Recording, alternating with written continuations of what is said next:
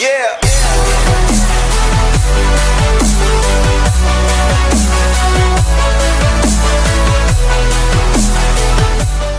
Okay, here we are, Flying High with the Birds, Philadelphia Eagles Talk podcast. I am the godfather after week 5 when the Eagles beat the Arizona Cardinals. With me so far is only one person, the Armenian Hammer, Vahe. How's everybody guys doing? 5-0. Yes, The 5-0. Undefeated. And listen, I just want to tell you, the other two knuckleheads are not on yet, but this is our chance to maybe throw them under the bus a little bit because they can't hear what we have to say. So, but we'll seal the deal, Sealy. Hopefully we'll be on soon, as well as the podcast chaplain, Jimmy. Both are just tied up for a few minutes. But anyway, Eagles win 20-17 against the Arizona Cardinals. They had a 14-0 lead. It looked like it was going to be a blowout from the very beginning, but boy, did they have to hang on and win. Give me your thoughts in the game, Vahe. I don't know. I mean, the defense was very soft. I mean, there was a couple of situations. There was like a 3rd and 13. They end up getting the first down, whether Murray is scrambling or running or whatever. And I don't know. I mean, Gannon is up and down and up and down. It's like unbelievable. You can never, trust this guy. You never know what they're going to do. I mean, the Cardinals, they had no business being in that game. And then for whatever reason, our defense was playing soft. That's my take on it. No, I agree. It's funny. We talk about the coordinators and we always come back to those guys. I'm more concerned about the offensive coordinator, to be honest with you. I just feel like I don't think he called the right game until the very end of the game. I'm very concerned about Shane Steichen more than I am Gannon right now. So I don't know what your thoughts are on that. I'll give him a pass because the thing is that the offensive line wasn't steady. I mean, they had people come in and, in and out, and maybe that was taking some, chemistry to build up. But you're right. I mean, the thing is that they didn't have any answer for the blitz. And Arizona kept blitzing and blitzing and blitzing. And they had the bubble passes. Yeah. And they never took an opportunity to basically open up, right? Absolutely. And I think that the only answer they had were those bubble screens. I mean, there was nothing else that they did. And I don't know. There's just, I think that sometimes when there's a lot of pressure on, that Steichen coach is scared. And I think that Hurts actually pulls him out of a lot of like bad situations. I think Hurts could actually be doing better if some of the play calling was better. That's just what I feel. But I'm also going to say this about Steichen, and I'm not here to, throw him under the bus. And we don't talk too much about him, but I notice when he's on the sideline and the going gets tough, he's like a bag of nerves. He's all over the place. Gannon is real calm, calls his play, puts the sheet over his mouth when he calls the play. Steichen, he's like, he looks at his play. He's saying it right on, like you can see it on TV. And a lot of these coaches have people that can actually read lips. And I think Steichen is not I don't think he's aware of the moment when all this, when all this comes about. But, honestly, that last play, what in the hell are they trying to do on that last play in the end zone? That could have easily been intercepted by him. Absolutely. Yep. Exactly. And they didn't really pick up the blitz either. I mean, they didn't give enough time for Hurts to set up, and maybe they should have run it again. Yeah. I mean, they should have been a run play instead of being a pass play. Yeah. It wasn't traffic. Yeah, I agree 100%. But, let's look at it this way. A sign of a really good football team is one that not just wins when they're supposed to, but a team that actually wins when there's a lot of adversity.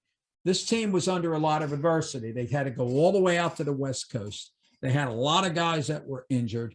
And they started out real well, and then all of a sudden they lost their footing. And then, the other team really started to come back on them, like almost every team has done for these first 5 weeks. And that's why I think the play calling may have a lot to do with why, like, how can I explain this? And this is the last thing I want to say about the offensive play calling. The Eagles are not scoring points in the second half of games. I don't know what the differential is, but the Eagles are very rarely scoring in the second half, which leads me to believe that the Eagles are going into halftime with the lead, Vahe, and then the defensive coordinator for the other team kind of can make the adjustments. I don't think our coaches adjust to the adjustments. You know what I'm saying? And I think they just fall flat on their face. I just don't know what you think. And also, AJ Brown just disappeared. I don't know whether it was Hurts not seeing him, or he wasn't getting open. I mean, he hardly had any catches the second. No, well, I know that he was in for like little more than half the plays. And the reason for that was because they were running a lot of 12 and 13 personnel. But there's still a receiver or two in the field. And if there's a receiver or two in the field, he should be the first guy that should be in there. Yeah. And the other thing is this: when they're down by the end zone, why, like, you're throwing a pass and it's actually going to be a low percentage pass play. Well, who's great at 50-50 balls? Brown is. So I know he was being bracketed a lot where he was kind of double when he was on the outside. Why can't they just have him in the slot where Watkins is? And maybe Watkins can go outside. I don't see a lot of versatility here with the receivers. Yeah. And probably because he's new to the system, maybe they're not really sure what is going to be the best way to play him. Yeah, I agree. Now, I got one for you. Do you think Hurts is getting hit too much? Yeah, but also, I mean, I don't think more than anybody else, though. I mean, he does get his share of hits, but I don't see them being that significant. Like, for example, if you watch Wentz, the way he gets hit, oh my God, that guy is like a walking disaster. So he doesn't get that kind of a hit. But you're right, he gets some hits, but I don't know how much it's going to impact him. Let's talk real quick about Carson Wentz. We talked before the podcast, and you were saying that you're starting to feel sorry I feel bad for the guy. Me too. Yeah, me too. I feel like he's lost. And I actually watched almost that entire game because they had the 1 o'clock game before the Eagles played. And he was driving him down. And it was so funny. It was like, to me, it was like, all right, now when's he going to throw the stupid pass? It's going to be an interception. And he threw it at the very end. But I will tell you, the guy for the Titans had a beautiful diving interception to end the game. But you're right. Wentz is like he's a disaster waiting to happen, not only with bad plays, but also physically with getting hurt. And I think something's going to happen to him eventually. But it's just so funny how it seems like every team he's on, the teams after a while get like tired of him. You know, I don't know what you feel. Yeah, I mean, they think that he has all the physical attributes to be a successful quarterback, right? And they think maybe the different scenery will help him out, but wherever he went, I mean, he ends up being a disaster. Yeah, well, he's a gunslinger. That's basically what he is. Yeah, but he's not. I mean, Brett Favre was a gunslinger too, but that's true. He had a little bit more tools in the tool bag than Wentz had, though. Wentz cannot look off receivers. At least Favre was able to. Favre still had a better arm, and Favre could run with the football. Wentz is not the same guy running the football since 2017. I think it's going to be. I don't see him starting after halfway through the season. They're going to put him on the shelf. Ron Rivera already put him under the bus. Oh, I know. Oh, that's awful. I can't believe that's a really bad thing to say. I mean, I don't know why he would do that to his quarterback. I think part of it might be because he's frustrated. Not only is he frustrated, but I think he's getting fried by the media himself. So, but I'm sure he had an input in bringing him to the Washington, right? Yeah. So I wouldn't be surprised if Dan Snyder wanted him initially, and then Rivera just decided to go with it. I don't know. But then again, what other options did they have at that point? There were no other options, and they were going with the backup quarterback for the last 2 years. So I think it was worth a gamble for them, but a lot of money in that gamble.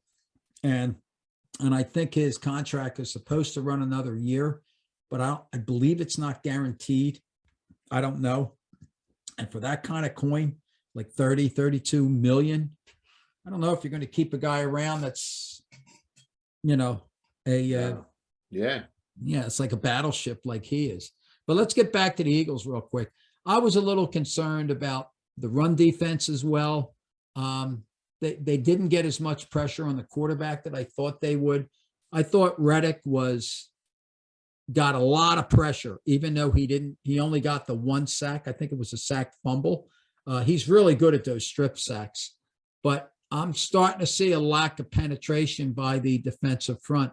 When Jordan Davis is not in, Jordan Davis is the stud. I mean, he makes a big difference when he's in and when he's not in. I mean, as a matter of fact, before the podcast, I went back to watch.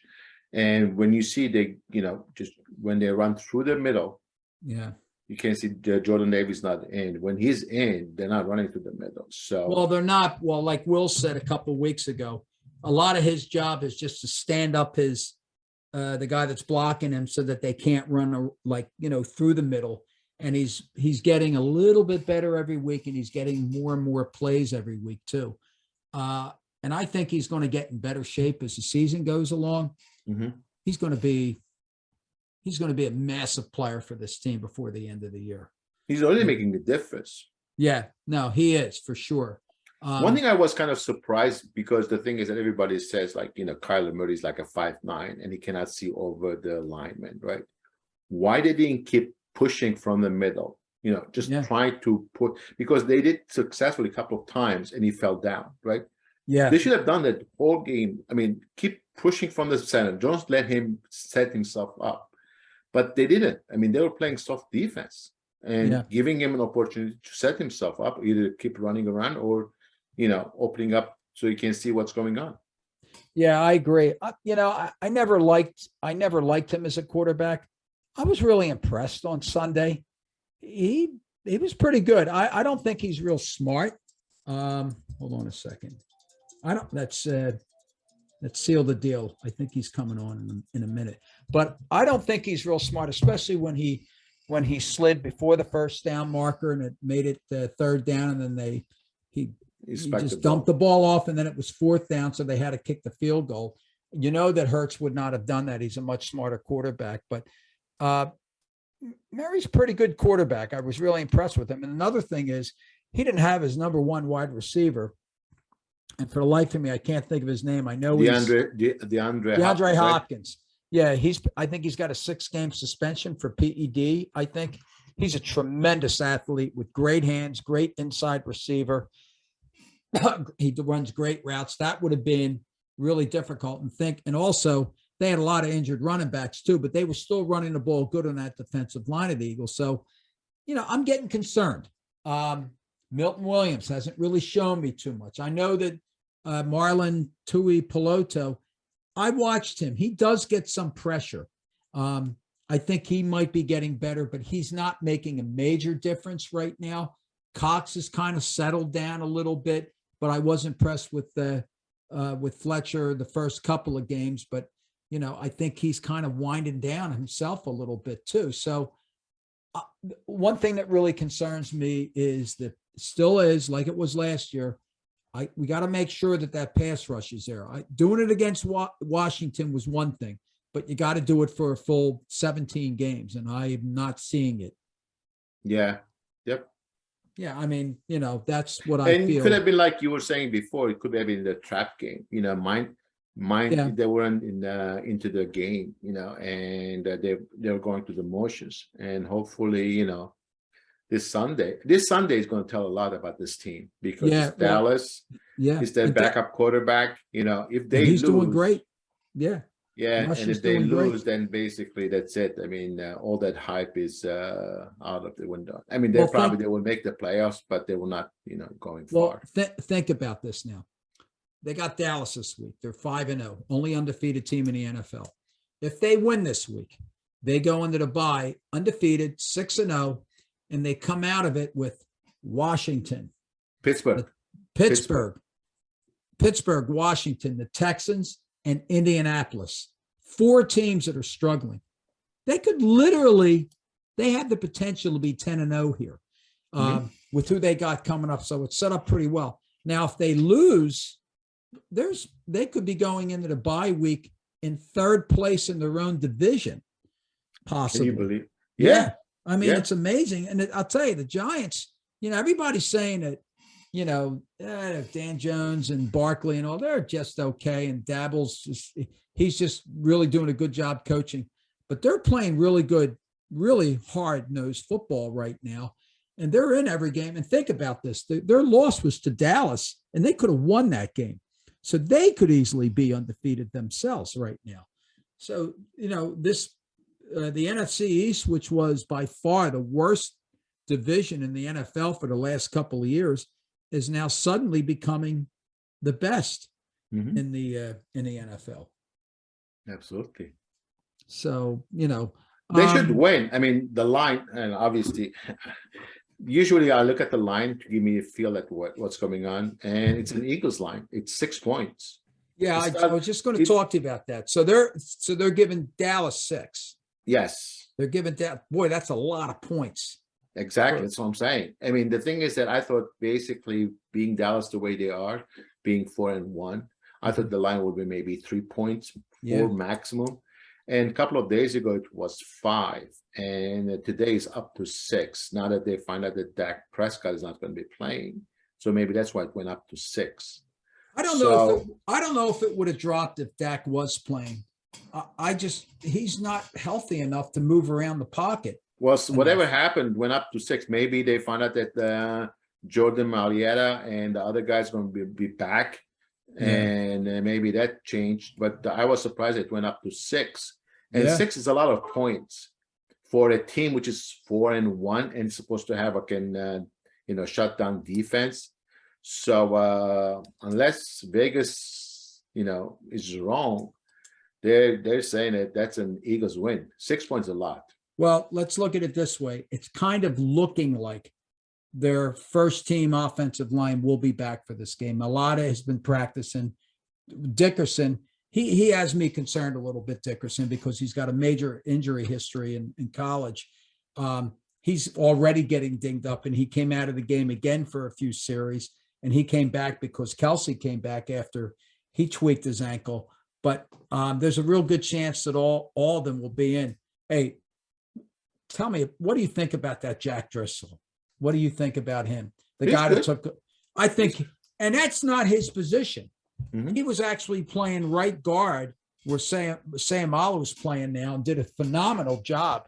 And at guard, I think he's a better guard than he is a tackle. And he did a very respectable job. But when you look at everything that's going on in that offensive line and the guys that are hurt, next man up mentality and everything, Jeff Stoutland, I mean, this guy is like God. I mean, he is actually a disciple of Chip Kelly. Chip Kelly brought him in, and he has been. In fact, Reuben Frank on the Eagle Eye podcast said a couple podcasts ago that, in his opinion, he is the best. He is the best position coach in the NFL right now. Wow. And it was concerned that he was going to go back to Alabama last year, but then he ended up coming back here. But he's done a sensational job with that offensive line. He really has. How about the kicker? Oh, Dicker the kicker. Yeah. He was on WIP this morning. The guy is so cool. That kid, it's like, you should listen to him. It's like so funny.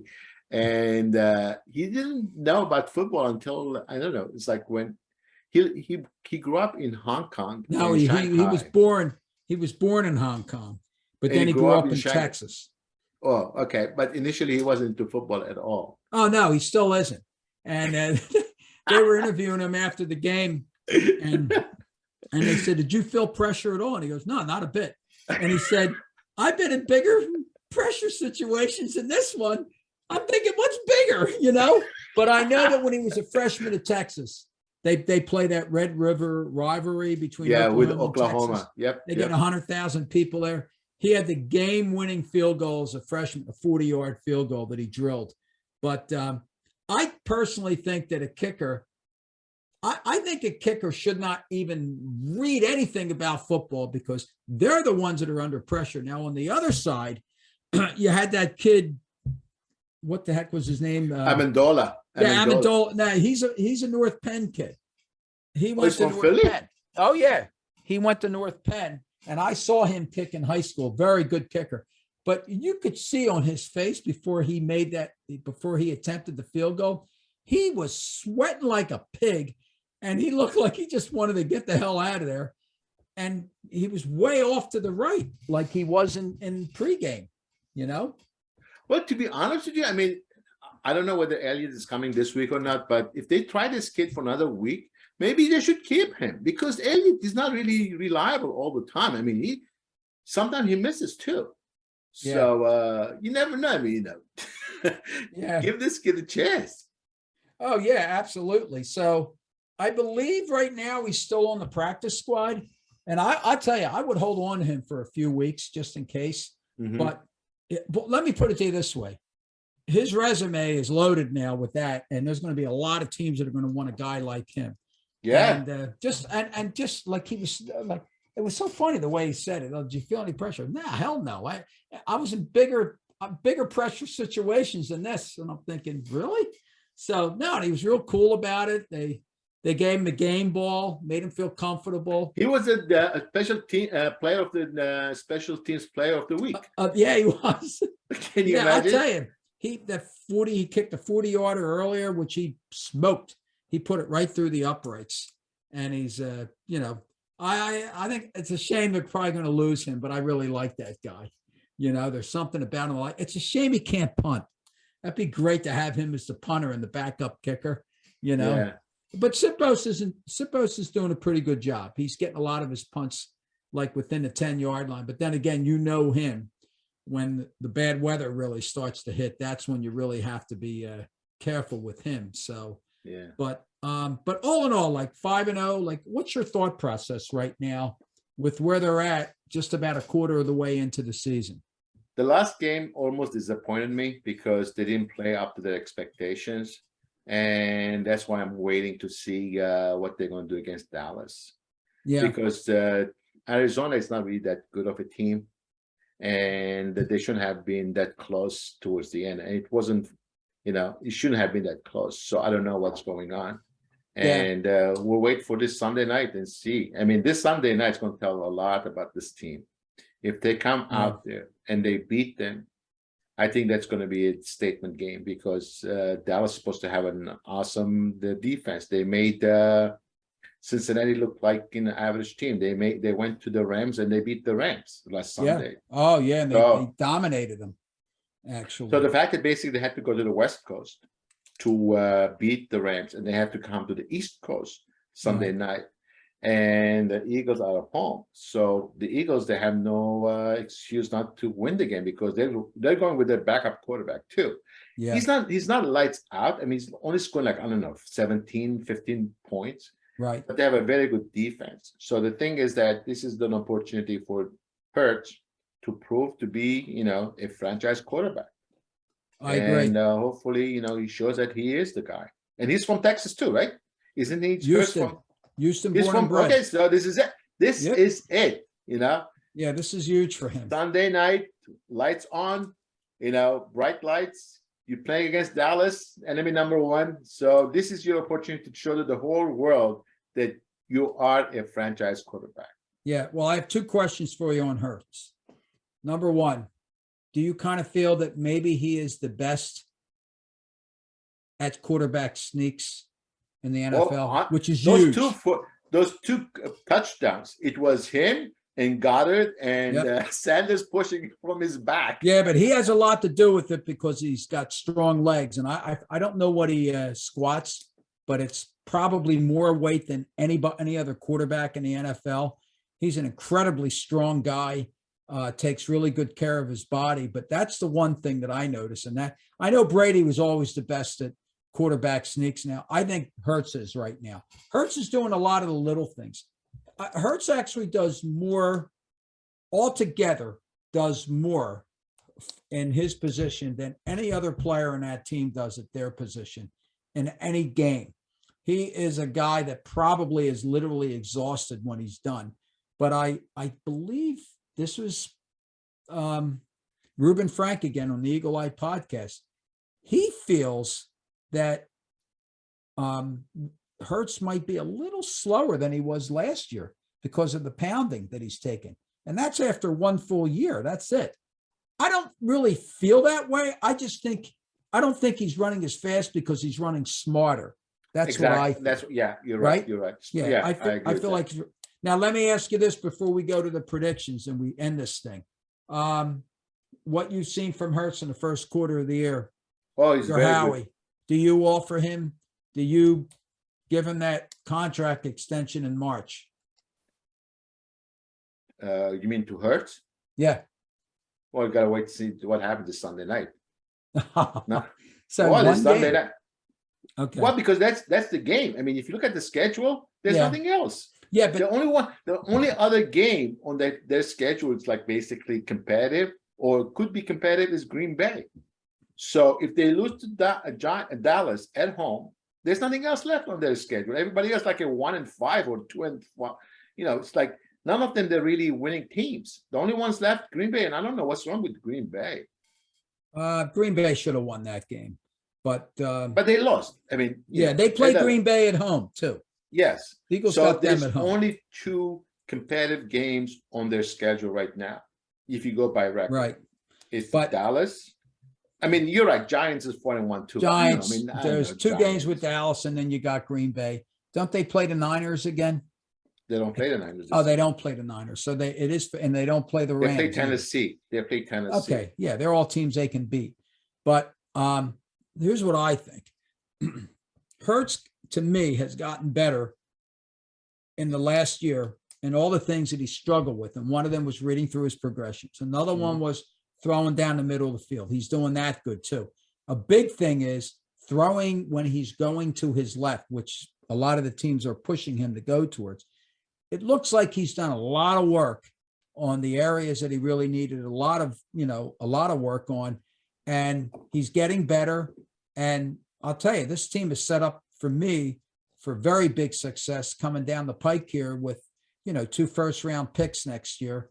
But on the flip side of it, they got a lot of guys whose contracts are up too this year that Howie's got to do a lot of, finagling with, down the pike here.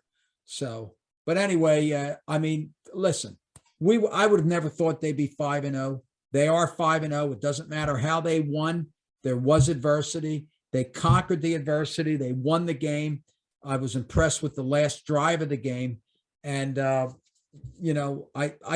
think 2 of my concerns right now is the offense scoring points in the second half and the pass rush. I'm still concerned about that pass rush, even though they had all those sacks against Wentz. So, it's so funny. Before the season started, Vegas had the over-under for wins 8.5. You know what it is right now? What is it? Apparently 12.5. Wow. Isn't that amazing? So let's go for the predictions. Yeah. Yep. Hold on a second. Let's go with, let's just start with, because we didn't talk about the results of what we had. Well, obviously I wasn't on last week because I was in the hospital. I'm all good now. But week 4 against the Jags, the Jaguars won 29-21. I picked 42-10. Jimmy was 27-17. Will was 28-17. And Vahe, you were 34-10, all for the Eagles. Who was the winner? Jimmy with an 10 plus 10 differential. All right, plus 10. Closest to the Jimmy's the winner. And week 5 against the Cardinals. Jimmy just picked the Cardinals to win. That's all he did. So he's going to be out. I picked the Cardinals to win too, 27-24. So we're both out. Will was 38-13 Eagles. You were 30-10 Eagles. So based on the differential, I win. I thought so. Okay. So that means that I have 2. I have 2. Jimmy has 2. And you and Will both have 1. It can't be. You only have 5 games. Oh, wait a minute. 1, 2, 3. Oh, wait a minute. Yeah, we did. Who? Oh, no, Jimmy's got, no, I got 2. Jimmy's got 2. Then Will has 0. Who has 0? Will, because I won this. Oh, week. that's right. Oh, Will's got nothing. That's why he's not on today, because he's got no wins. Maybe that's why he's sick. No, I think, you know what? I'm starting to think that maybe he was out looking for a bag to put on his head and he couldn't find the right bag. So, Will, if you're out there, if you can hear us, we're about to end the podcast, so you don't need the bag until next week. So, real quick, you don't have to give me a score because we're probably just going to text each other's score predictions. Just your thoughts. Well, I'll give you the score. I think it's going to be 27-14 Eagles. Wow. Because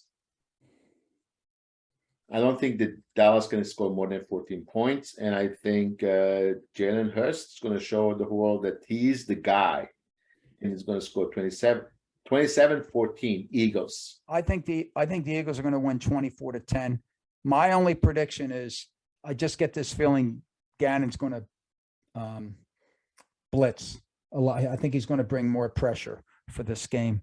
And Cooper Rush is a decent dual threat quarterback. By no means the best, but I always felt like a guy like him could get rattled.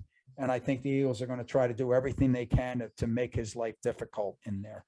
But then again, here's the other thing.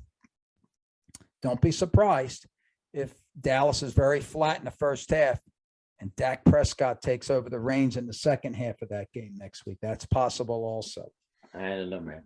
So, anyway. Right, but anyway, let's wrap this up. Another one in the books. Thanks so much for watching us. Flying High with the Birds, Philadelphia Eagles Talk Podcast. We'll see you next week. Go Eagles. There you go. See you later. Yeah.